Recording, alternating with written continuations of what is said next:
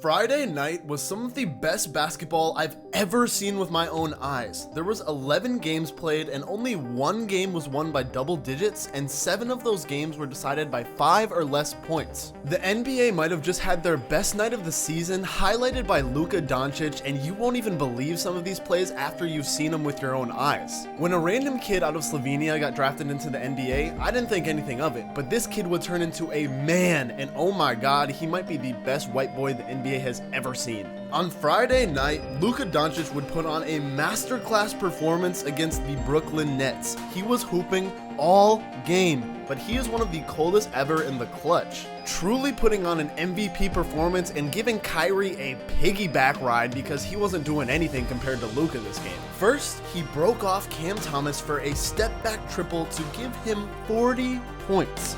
Next, he would hit a 3 in Dinwiddie's mouth. Then he was actually getting clamped by Mikal Bridges because everyone knew Luka wanted to shoot this, and Mikal's a great perimeter defender but could not stop this. And the last play was so tough. Who else is doing this?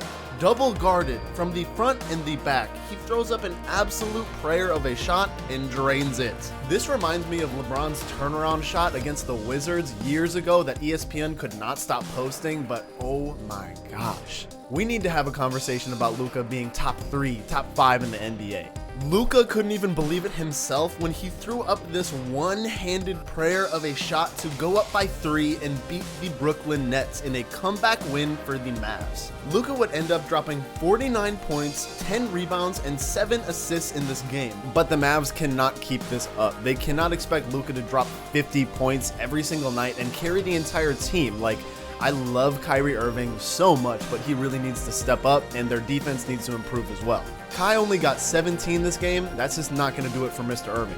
But Luka could really be on an MVP run this year if he keeps on hooping. He's averaging 41 points through the first 2 games. But 2 more players that could be future MVPs in Victor Wembanyama and Chet Holmgren had 2 amazing games that you will not believe. I'm going to be real with y'all. I was not sold on Wemby when he came into the league. I just thought that he had so much hype, the most since LeBron, and I wasn't sure if he was going to back it up. But this dude is special.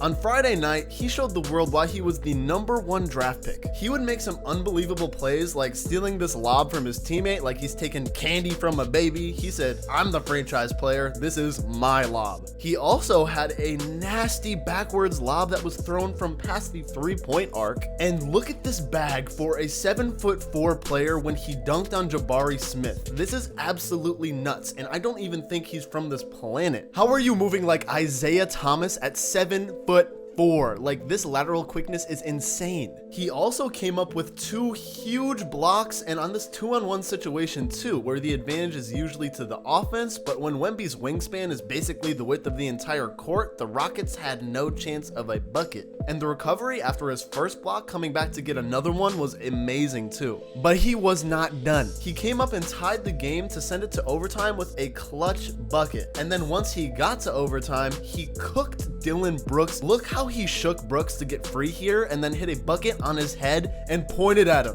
I love this level of disrespect because Brooks talks so much and he cannot back some of it up. And the Spurs would end up winning this game in a thriller over the Rockets. Wemby would go on to drop 21 points, 12 rebounds, and 3 blocks. And it seems like he loves winning so much, which is a great sign from a competitor when you're like that. Look at him hugging every single one of his teammates and then going on later to hug his dad too. Wemby looks great, and he is really the future of this league. But another man that looks great is Chet Holmgren. Chet is another player that's over 7 feet tall, and he was blocking every single person in this game. He had no discrimination. He's just bringing down the hammer on the defensive end. Bigs like Mobley and wings and smaller players like LeVert, Okoro, it doesn't matter who that ball was going to, they were not getting in the bucket around Chet. His defensive player of the year run could be real this year, and he's only 21 years old. Look at this potential. Not to mention, he is an absolute dual threat. It reminds me of a player that I would try to make on NBA 2K because he's hitting 3s from anywhere, and he would go 3 from 4 from 3 on the night. And also, he's not afraid to go straight into the D and be physical. He finishes at the rim pretty well. On Friday, the Thunder saw some flashes of lightning with Chet and also with Shea,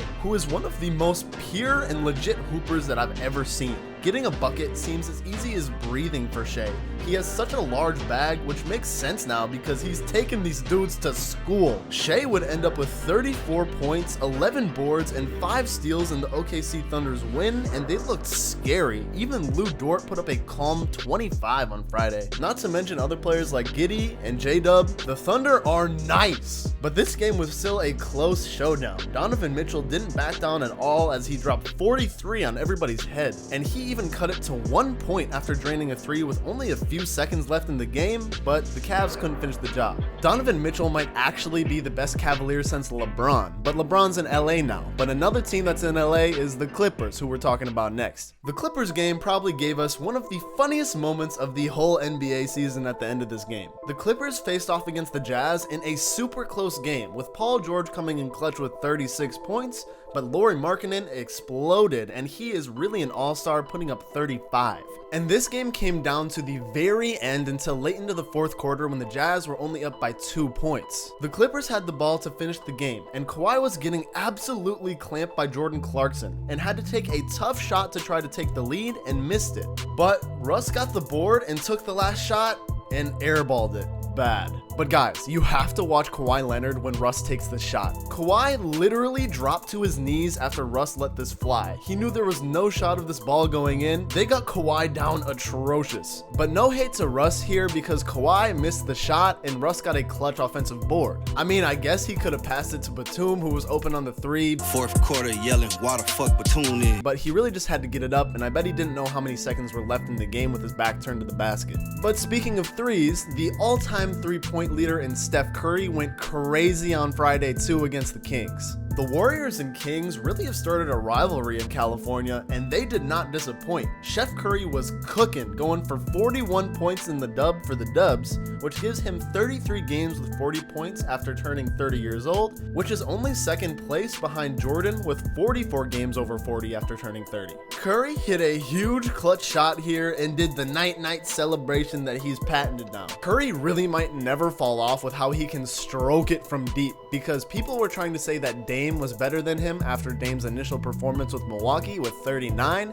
Steph must have heard this noise though, because he had a big performance. And Curry's having so much fun in the game still. He's literally hopping on coaches' backs on the sideline while taking a break from having the team on his back. And another man who carries on the daily is Nikola Jokic, who played against the Grizzlies and had one of the best passes in the game that I've ever seen. The Joker should make a call to the New York Giants because he could be a quarterback in the NFL with how he's throwing these full court dimes like this lob to Aaron Gordon. Who else is doing this in the league? Lonzo Ball used to sling the ball cross court like this, but Jokic is really the only person that's actually playing in the league like this right now. And he's the only man that treats an NBA career like a dead-end job that he has to go to just to do stuff like this. He is the best player in the league right now. Another man who would love to have the title as the best player in the league would be Jason Tatum, and he tried to prove that against the Miami Heat on Friday. The Celtics are a real team, and bald Derek White might be the best player I've ever seen because look at this nasty chase down block on Jimmy Butler too. But what's even better than one chase down block? 2 chase down blocks. Derek White needs to get drug tested because he is on one right now. And Tyler Hero was on one too. He must have been really annoyed that the Heat tried to trade him all offseason and then just lied saying that they never wanted to trade him, because he put up a really nice performance and led the Heat in scoring. Also, somehow Kevin Love is still hooping in the league too, hitting clutch threes at the end of the game. But the Celtics would go on to steal this game with a clutch 3 by Jaylen Brown, who is making plays that a supermax player should make. But the Celtics would get a dub in one of the best nights of basketball I have seen in a long time. If the full season is like this, we are in for a treat.